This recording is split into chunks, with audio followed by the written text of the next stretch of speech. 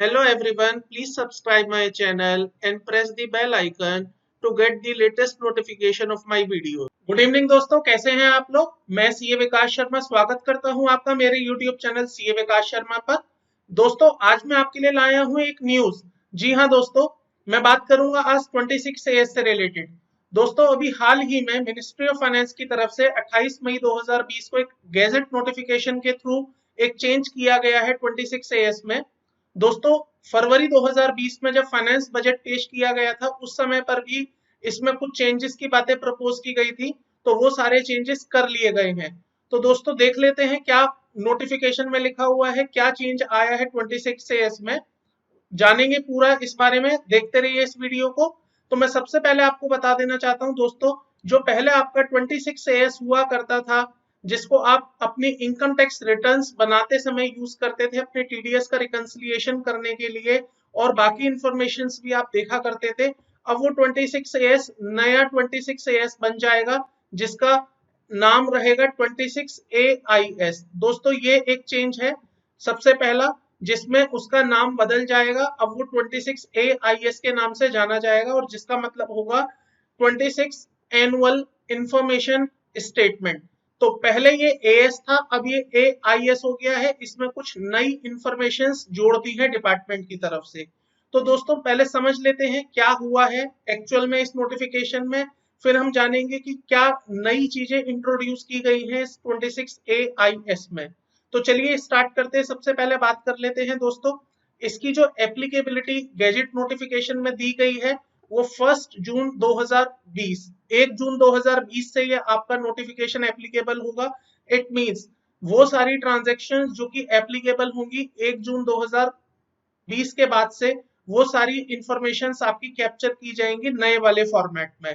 दोस्तों दूसरा जो चेंज किया गया है वो यहाँ पर लिखा गया है कि जो इनकम टैक्स रूल है हमारे एक्ट 1962 में, उसके अंदर जो हमारा रूल 31AB है जो कि बात करता था पुराने वाले 26 एएस की, उसको ओमिट कर दिया गया है, वो खत्म हो गया है। उसके बदले एक नया रूल 114H के बाद 114I लेके आए हैं। मतलब अगर मैं बात करूं रूल में, जो 114H एक रूल हुआ करता है, उसके बाद एक नया रूल इंसर्ट किया है 114I। 114I में ही वो सारी चेंजेस किए गए हैं जो कि आपके नए वाले 26 AIS में कैप्चर होने जा रहे हैं। तो दोस्तों सबसे पहले देख लेते हैं वो कौन से ऐसे चेंजेस हैं जो 26 AIS में किए गए हैं। एक एक करके देख लेते हैं, उसका एनालिसिस कर लेंगे कि क्या ये पहले भी चीजें इनकॉर्पोरेटेड होती थी या ये एक्चुअल में ही नई चीजें लेके आए हैं। तो आपके सामने यहाँ पर 7 चेंजेस हैं दोस्तों, एक एक करके डिस्कस कर लेते हैं। सबसे पहले बात करेंगे जो नेचर ऑफ इंफॉर्मेशन आपकी इंट्रोड्यूस की गई है 26 AIS में, वो बात करती है आपका information relating to the tax deduction और कलेक्शन एट सोर्स। इसका मतलब ये बात करेगी टीडीएस की और टीसीएस की। तो दोस्तों यहाँ कोई चेंज नहीं है, ये पहले भी ऐसे ही था। आपके टीडीएस और टीसीएस की इंफॉर्मेशन आपको 26 AS में दिखाई देती थी और अभी भी आपको वहां पर दिखाई देंगी। दूसरी जो बात लिखी गई है दोस्तों, यहाँ पर लिखा है उन्होंने information relating to specified financial transaction. तो दोस्तों ये स्पेसिफाइड फाइनेंशियल ट्रांजैक्शन एक नया इंसर्शन हुआ है, जिसमें वो आपकी कुछ इंफॉर्मेशन यहाँ पर कैप्चर करेंगे एंड अपलोड करेंगे। वो इंफॉर्मेशन क्या हो सकती है? Sale and purchase of the property, deal in the investments, या इस तरह की और भी कुछ नोटिफाइड स्पेसिफाइड फाइनेंशियल ट्रांजैक्शंस हैं इनकम टैक्स एक्ट में, वो ट्रांजैक्शन आपके यहाँ पर मॉनिटर करने की वो बात कर रहे हैं। दोस्तों इस नए क्लॉज का इंसर्शन कुछ फ्रॉडुलेंट एक्टिविटीज, कुछ टैक्स इवेजन को कंट्रोल करने के लिए किया गया है। तो आज के बाद, मतलब मैं कह सकता हूं 1 जून 2020 के बाद, आपकी जितनी भी स्पेसिफाइड फाइनेंशियल ट्रांजैक्शंस है वो यहाँ पर कैप्चर होंगी। तीसरी जो इन्फॉर्मेशन है दोस्तों वो बात करती है पेमेंट ऑफ टैक्सेस की, कि अगर आपने कोई पेमेंट ऑफ टैक्सेस किए हैं, जैसे मैं कह सकता हूं आपने कोई एडवांस टैक्स पे किया, आपने कोई सेल्फ असेसमेंट टैक्स पे किया है, तो उसकी इंफॉर्मेशन भी आपकी यहाँ पर कैप्चर की जाएगी। दोस्तों ये इंफॉर्मेशन पहले भी कैप्चर होती थी, इसमें कोई चेंज नहीं आया है। इसके बाद बात करते हैं दोस्तों information relating to demand and refund. तो डिमांड एंड रिफंड में कुछ इंफॉर्मेशन पहले कैप्चर हुआ करती थी। मैं जैसे बता दूं आपको कि अगर आपको डिपार्टमेंट की तरफ से कोई रिफंड आया है और उसका इंटरेस्ट आया है, तो वो इन्फॉर्मेशन आपको यहाँ पर 26 AS में देखने को मिलती थी, उसके इंटरेस्ट कंपोनेंट वाली। बट अब आपके डिमांड एंड रिफंड की भी इंफॉर्मेशन आपको 26 AIS में, न्यू 26 AIS जिसको हम कहेंगे, उसमें आपको देखने को मिलेंगी। दोस्तों इसके बाद जो वो चेंजेस लाए हैं वो लेके आए हैं information relating to pending proceedings. अगर आपकी कोई प्रोसीडिंग्स पेंडिंग है तो वो आपको यहाँ पर देखने को मिलेंगी, जो कि पहले नहीं देखने को मिलती थी। तो मान लीजिए आपका कोई असेसमेंट है, ऑनगोइंग है, कई सालों का असेसमेंट आपका डिपार्टमेंट के साथ चल रहा है, तो उन इंफॉर्मेशंस को आप यहाँ पर देख पाएंगे। एंड इसी तरह दोस्तों आप कंप्लीटेड असेसमेंट और प्रोसीडिंग की इंफॉर्मेशंस भी यहाँ पर कैप्चर कर पाएंगे। तो दोस्तों मैं कह सकता हूं इसमें कुछ इंफॉर्मेशन पहले से आपके 26 AS में होती थी, कुछ चीजों का इंसर्शन किया गया है और बहुत ही अच्छी चीजें यहाँ पर इंसर्ट की गई हैं। अब एसएससी को, डिपार्टमेंट को एक ज्यादा क्लैरिटी होगी towards the एसएससीज financial transactions.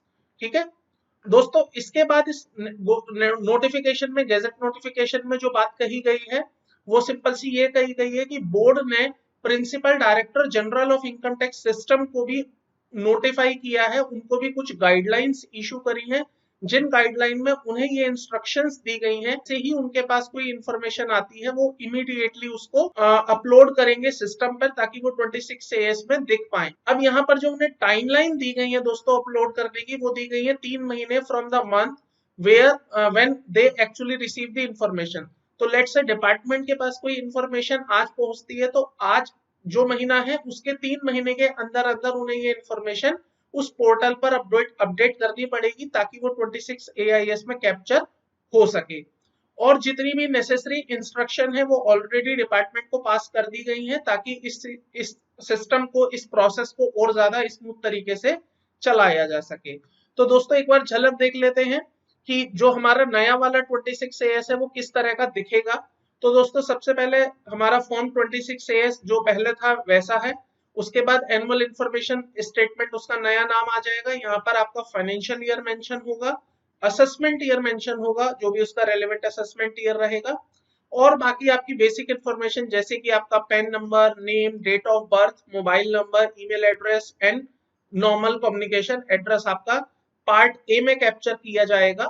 Similarly part B में आपकी वो सारी इंफॉर्मेशन कैप्चर की जाएंगी जिसकी अभी हमने ऊपर चर्चा करी है, जैसे कि आपके टीडीएस टीसीएस की इंफॉर्मेशन, आपके फाइनेंशियल ट्रांजैक्शंस की इंफॉर्मेशन, पेमेंट ऑफ टैक्सेस आपने क्या करी है, रिफंड्स एंड डिमांड, प्रोसीडिंग अगर आपकी कोई पेंडिंग है, प्रोसीडिंग अगर आपकी कोई कंप्लीट हो गई है, या एनी अदर इंफॉर्मेशन जो डिपार्टमेंट को लगती है कि इंपॉर्टेंट हो सकती है, रेलेवेंट हो सकती है, तो वो इंफॉर्मेशन भी आपके 26 AIS पे अपडेट की जाएगी। तो दोस्तों ये एक चेंज था, मेजर चेंज जिसको मैं कह सकता हूँ 26 AS से रिलेटेड 1 जून से, जो कि एप्लीकेबल हो जाएगा। दोस्तों अगर आपको मेरी इन वीडियो से रिलेटेड किसी भी तरह का कोई डाउट है तो आप मुझे दिए गए कॉन्टेक्ट डिटेल पर कॉन्टेक्ट कर सकते हैं, मैं आपकी क्वेरी को जल्द ही आंसर करूंगा। मिलता हूं जल्द ही एक नए टॉपिक के साथ, नई वीडियो के साथ, तब तक के लिए थैंक यू, बाय बाय।